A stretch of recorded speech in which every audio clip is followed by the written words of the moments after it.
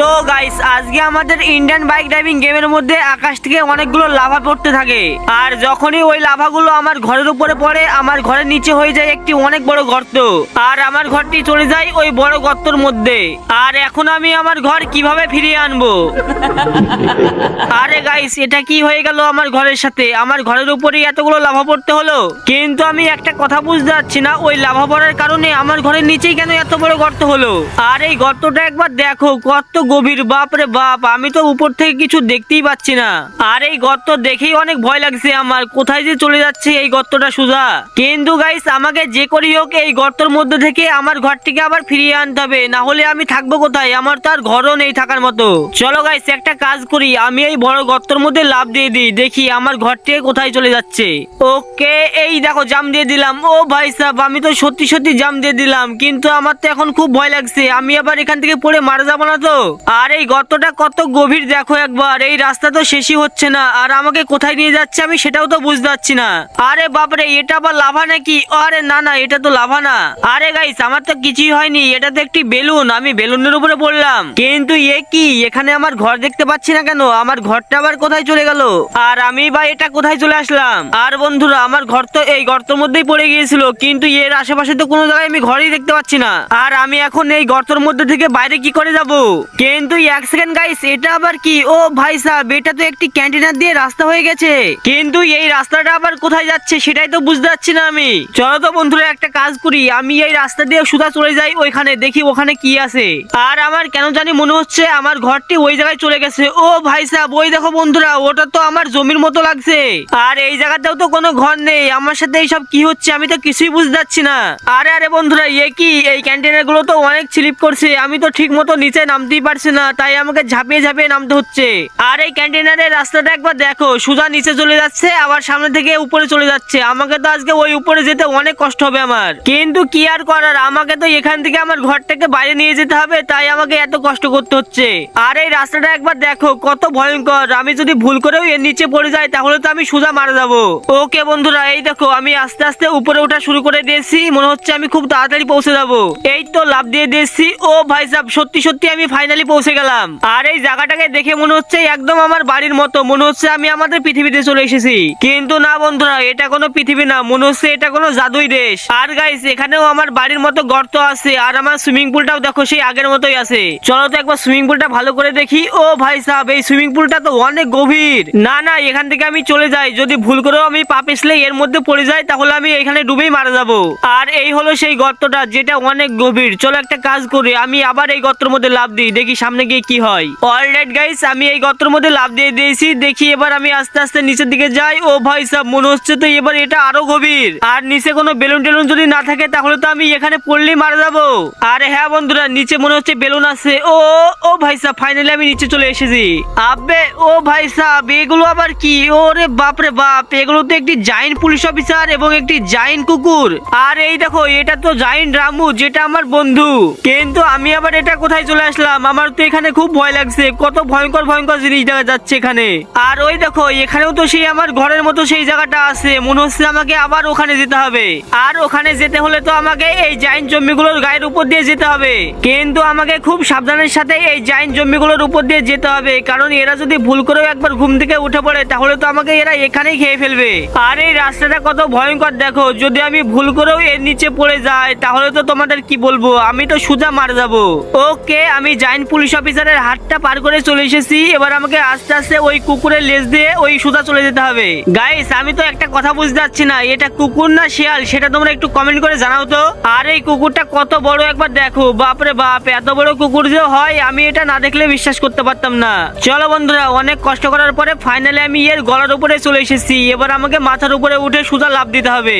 আবে ইয়ার এ কি, এর মাথার উপরে তো আমি উঠতেই পারছি না। চলো একটা কাজ করি, আমি দেখি এই সাইড দিয়ে আমার ঘরের উপরে জাম্প করা যায় নাকি। আর আমাকে জাম্পটা ঠিকভাবে করতে হবে, না হলে আমি সোজা নিচে চলে যাব। ও ভাই সাহেব ফাইনালি আমি চলে এসেছি আমার ঘরের উপরে, আর আমাকে না জানি আর কত কষ্ট করতে হবে, আমি তো আর পারছি না, আমার ঘরটা তো এখানেও নেই। আর আমাকে যে এইভাবে কোথায় নিয়ে যাচ্ছে আমি তো সেটাও বুঝতে পারছি না, আমার ঘর আবার পাবো তো আমি?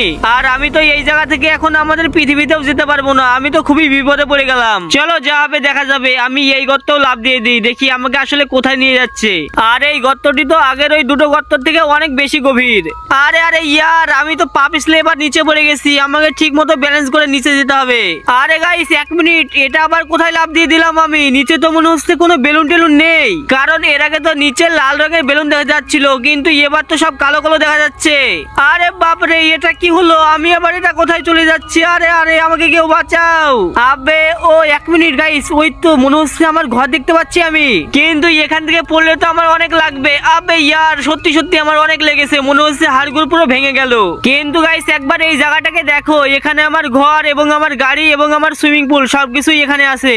আর আমার ঘর বাড়ি তো আমি পেয়ে গেছি, কিন্তু এগুলোকে এখন আমি পৃথিবীতে কি করে নিয়ে যাব? আর এই জায়গা থেকে বাইরে বেরোনোর তো আমি কোনো রাস্তাই দেখতে পাচ্ছি না, মনে হচ্ছে আমাকে এখানে পড়ে মরতে হবে। চলো এই সুপার বাইকটা নিয়ে আমি সামনের দিকে যাই, দেখি বাইরে বেরোনোর কোনো রাস্তা পাই নাকি।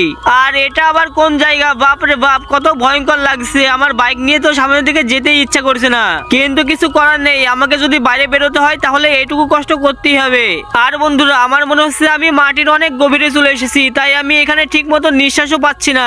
আর আমাকে এখন যত তাড়াতাড়ি সম্ভব এই চ্যালেঞ্জগুলোকে কমপ্লিট করে এখান থেকে বাইরে বেরোতে হবে, না হলে তো আমি এখানে নিঃশ্বাস না পেয়েই মারা যাবো। আরে বাপরে বাপ, আমি আবার এটা কোথায় চলে আসলাম? ও বুঝেছি, আমাকে এই চ্যালেঞ্জগুলো কমপ্লিট করে সামনে যেতে হবে। ওকে, কোনো ব্যাপার না। আরে বাপরে, এ কি, আমার তো ধাক্কা লেগে গেল। ধুর বন্ধুরা, আমি আবার কিসের ইউটিউবার, আমি ঠিক মতো বাইকই চালাতে পারি না। আর ওই বাইকটা আবার নিচে পড়ে যায়নি তো? না হলে তো আমার অনেক বড় বিপদ হয়ে যাবে। আরে হ্যাঁ হ্যাঁ, আছে, বাইকটা এখানেই আছে। আমি তো ভেবেছিলাম মনে হয় আমার বাইকটা সত্যি সত্যি নিচে পড়ে গেছে, কারণ যেভাবে ধাক্কা লাগলো। যাক, এবারকার মতো বেঁচে গেছি। এবার আমাকে আস্তে আস্তে পার হতে হবে। আমি তো ভেবেছিলাম মনে হয় এই চ্যালেঞ্জটি কমপ্লিট করা অনেক সহজ, কিন্তু না বন্ধুরা, এই চ্যালেঞ্জটি কমপ্লিট করা সত্যি অনেক কঠিন। আর এবার আমাকে বাইকটা উপরের দিকে তুলে জাম্প করতে হবে, না হলে আমি আবার আগের মতো পড়ে যাব। এই দেখো বন্ধুরা, আমি আস্তে আস্তে উপরে তুলছি আর জাম্প করছি। আরে আরে বন্ধুরা, ওই দেখো সামনে আবার ওটা কি ঘুরছে পাখার মতো।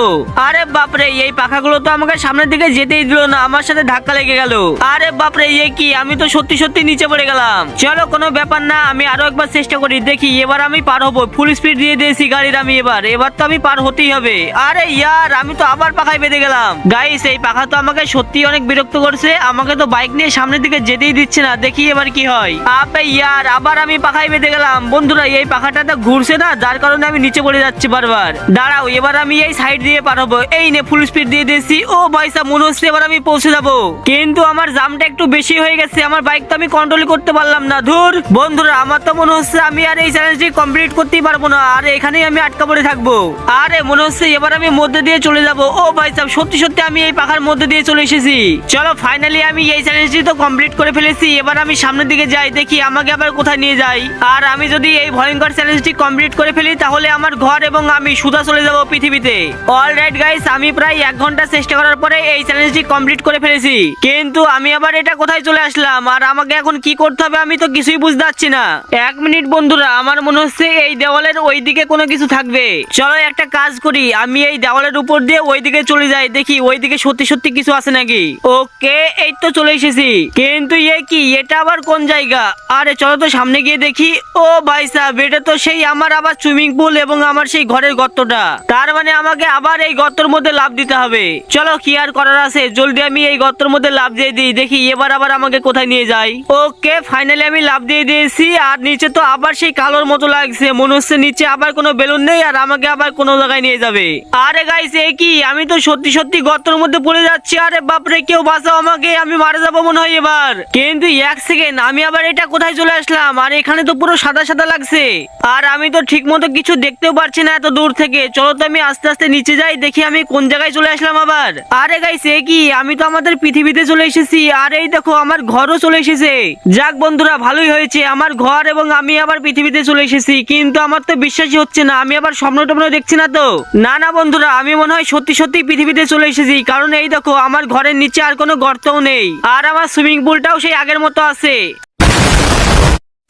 তো আমার ছোট্ট ছোট্ট ভাইরা, এই ছিল আজকের মজাদার ভিডিওটি যদি তোমাদের কাছে একটু ভালো লেগে থাকে তাহলে প্লিজ আমাকে তোমার ভাই মনে করে সবার প্রথমে ভিডিওটিকে একটি লাইক করে চ্যানেলটিকে সাবস্ক্রাইব করে দাও। আর এই ফ্র্যাঙ্কলিনের ভিডিওটি তোমাদের কেমন লেগেছে সেটাও কমেন্ট করে দিও। আর এই ভিডিওটি তোমার বন্ধু বান্ধবদের কাছে শেয়ার করতে একদমই ভুলবা না। তো দেখা হচ্ছে আবার কোনো নতুন ধামাকাদার ইন্টারেস্টিং ভিডিওতে। ততক্ষণের জন্য সবাই ভালো থাকবা, সুস্থ থাকবা, বাই বাই। আর হ্যাঁ, লাইক সাবস্ক্রাইবটা কিন্তু অবশ্যই করে দিবা, ওটা ভুলে গেলে একদমই হবে না।